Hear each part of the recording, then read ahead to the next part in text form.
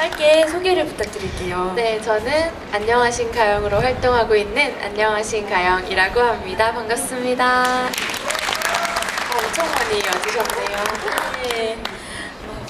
그 가영님 별명이 굉장히 많잖아요. 네. JTBC가 사랑하는 가수, 날씨 요정, 매진하신가요? 등의 이런 네. 많은 수식어가 있는데요. 특히나 JTBC가 사랑하는 가수 또 한 번 입증이 됐죠. 최근에 또 나왔더라고요. 네네. 네. 그저께 또 지금 손석희 사장님이 진행하는 뉴스룸에서 네. 얘기가 됐는데요. 정말 내부에 팬이 있으신 것 같아요. 저도 알아볼 예정입니다. 네. 네, 혹시 안 보신 분이 있다면 그저께 또 마침 이 언젠가 설명이 필요한 밤이라는 제목의 노래를 들려주셨거든요. 그래서 찾아보시면 좋을 것 같아요. 그리고 날씨 요정이라는 별명도 있으시다고요? 이게 참 요정이라는 말을 붙여서 좀 민망하긴 한데 제가 지은 별명이거든요. 항상 좀 어떤 야외 행사나 이런 것들이 있을 때는 거의 비가 온 적이 없어서 저도 좀 신기한 마음에 한번 붙여본 이름입니다. 네.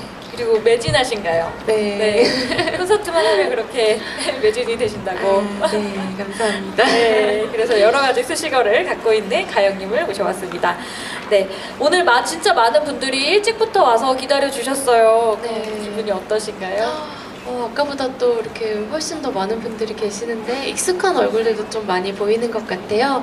평소 공연 때 또 많이 와주시는 분들도 이렇게 오셨고 또 우연히 지나다가 또 이런 좋은 기회에 여러분들을 만나게 되어서 너무너무 좋습니다.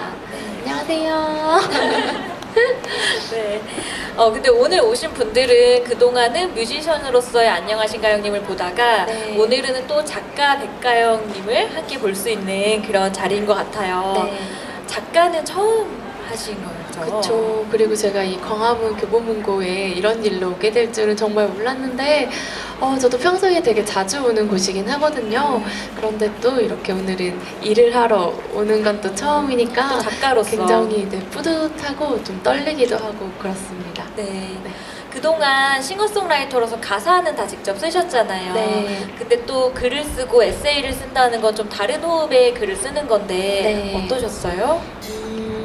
아무래도 글을 쓰는 게 조금 더 가사보다는 호흡이 길기 때문에 좀 다른 작업이라는 생각이 들더라고요.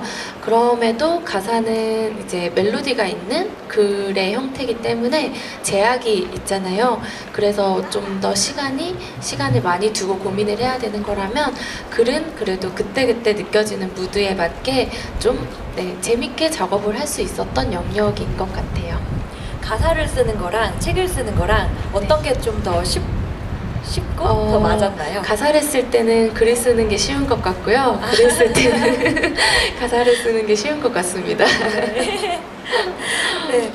제가 지난 월요일이었나요? 월요일이요. 네, 같이 그 가영님이랑 사전 라이브를 하면서 이야기를 나눠봤었는데요. 그때도 말씀을 드렸지만 저희가 이웃 주민이더라고요. 네, 되게 가깝더라고요. 네네. 그래서 굉장히 신기했는데요. 사실 제가 합정에 1년 정도 살면서 어떤 느낌이냐, 왠지 합정, 망원 막 이 동네에는 에코백 메고 다니면서 막 기타 들고 다니는 그런 뮤지션 분들이 많을 것 같고 저도 왠지 그런 기분으로 그러면서 굉장히 귀갓길에 안녕하신가요님의 노래를 많이 들었어요. 그래서 정말요? 제가 굉장히 좋아하는 팬이었는데요. 그러면서 에세이를 읽으면서는 어떤 느낌이었냐면 되게 아는 사람인 것 같고 제가 아는 장소도 많이 나오고 그쵸. 옆에 있는 사람인 것처럼 굉장히 가깝게 일상적인 그런 느낌이 들었어요. 그래서 굉장히 이 책은 좀 소상하고 옆에서 이렇게 조곤조곤 얘기하는 것처럼 일상을 느낄 수 있는 그런 책이었던 것 같아요. 그래서 오늘의 주제인 반복되는 삶 속에서 찾은 순간의 순간들이라는 주제가 딱 이 책을 잘 표현하고 있는 것 같은데요. 네, 가영님이 그러면 이 책을 쓰실 때 좀 일상을 담아야겠다 이런 의도로 책을 쓰셨었는지 궁금합니다. 담아야겠다라는 생각을 가지고 그런 의도를 가지고 쓴 건 아니었고요. 저를 조금 더 자연스럽게 보여드리고 싶다는 생각을 했던 것 같아요. 그래서 글을 이제 쓰게 될 때는 아무래도 좀 일상이 많이 묻어나온 책이 된 것 같습니다. 그래서 굉장히 정말 친숙했어요. 일기를 보는 것 같고. 그렇죠. 네, 그래서 여기 오신 분들 중 또 가영님의 글을 아직 못 보신 분들도 있을 테니 한 구절을 부탁드릴게요. 네, 한 챕터를 제가 살고 있는 동네 이야기를 썼던 부분을 읽어드리겠습니다. 네, 심쿵사 조심하세요. 목소리가 굉장히 낭독할 때 목소리 너무 좋더라고요. 네, 오렌지 주스라는 글을 읽어드릴게요. 딱히 눈에 띄게 일을 하지 않아도 귀가하는 시간은 거의 밤 10시를 넘길 때가 많다. 그 늦은 시간에도 망원동 한강문고 근처에는 하루 종일 팔고도 많이 남은 채소를 1,000원이라도 더 팔고 돌아가고자 천천히 정리를 하시는 할머니가 계신다. 망원시장이 워낙 채소나 과일 등이 싸고 종류도 많아서 식재료는 거의 이곳에서 구매하는데 귀가하는 길에 종종 만나는 할머니가 늘 마음에 쓰인다. 최근 이상하게 그 할머니에게 오렌지 주스를 사드리고 싶다는 생각이 들었다. 다른 음료도 아닌 시원한 100% 오렌지 주스 말이다. 그런데 뜬금없이 오렌지 주스를 사드리는 게 이상할 것 같아서 망설이고만 있었다. 왜 오렌지 주스를 사드리고 싶은지 이유도 잘 모르는 상태로 늦은 귀가만이 계속되던 어느 날이었다. 처음으로 할머니께 감자를 사게 되었다. 오렌지 주스가 의미나 이유를 가지고 있지 않듯이 딱히 감자가 필요해서 산 것도 아니었다.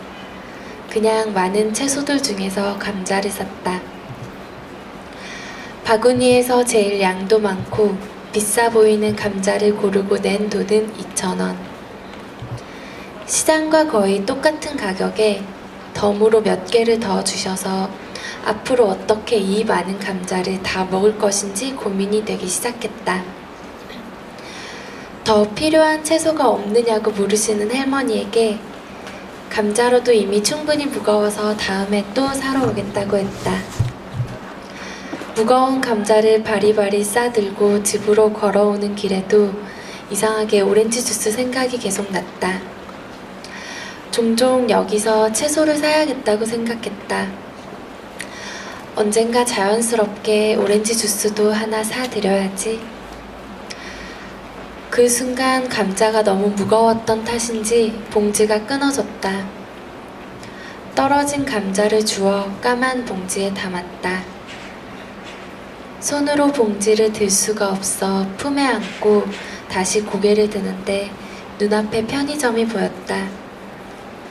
곧장 들어가서는 제일 신선하고 맛있어 보이는 2,800원짜리 오렌지 주스를 사서 다시 할머니께 갔다. 혹시 그 사이에 정리를 다 하시고 가신 건 아닐까 걱정됐지만 할머니는 아직도 천천히 채소를 정리하고 계셨다. 가는 길에 봉지가 끊어져서 새 봉지를 달라고 이야기하며 자연스럽게 오렌지 주스를 드렸는데 할머니는 봉지를 다시 받으러 오기 미안해서 주스를 사오신 줄 알고 자꾸 괜찮다고 하셨다.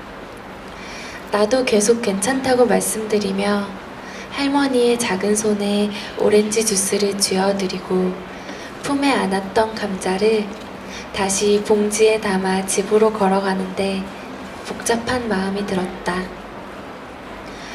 물론 그동안 계속 사드리고 싶었던 오렌지 주스를 사드려서 기분이 좋았지만 외할머니 생각이 동시에 났기 때문이다. 이런 마음으로 조금 더 살갑게 대할 수도 있을 텐데 타인에게 이유 없는 친절을 베푸는 것은 그리 어렵지 않은 일인데 정말로 잘해야 되는 사람, 특히 가족에게는 말 한마디 예쁘게 하는 것도 왜 많은 용기를 내야 할까? 까지입니다. 네, 너무 예쁘죠? 네, 다들 굉장히 몰입해서 들어주셨는데요. 네, 그러면 이 분위기 이어서 노래도 한번 들어보도록 하겠습니다. 네, 이번에 들려드리는 노래는 내가 좋아 그리고 10분이 늦어 이별하는 세상입니다. 네, 두 곡 먼저 들려드리고 또 토크를 이어나가도록 하겠습니다.